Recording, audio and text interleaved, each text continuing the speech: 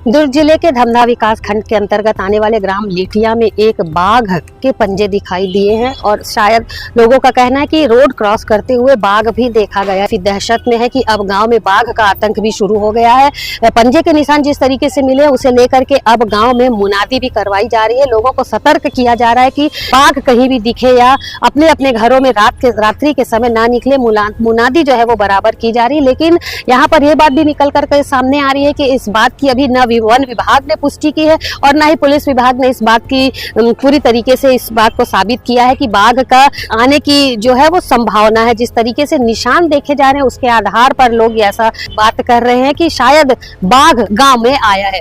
लेकिन बाघ लोगों के डर को देखते हुए पुलिस विभाग और वन महकमा जो है वो बिल्कुल सतर्क हो गया है। मुनादी लगातार करवाई जा रही है और कहीं ना कहीं लोगों ने जिस तरीके की बात बाघ को लेकर के कही है तो पुलिस का कहना है कि यदि बात सच नहीं है तो भी लोग सतर्क रहे और यदि बात झूठ है तो भी लोगों को सतर्क रहने की जरूरत है।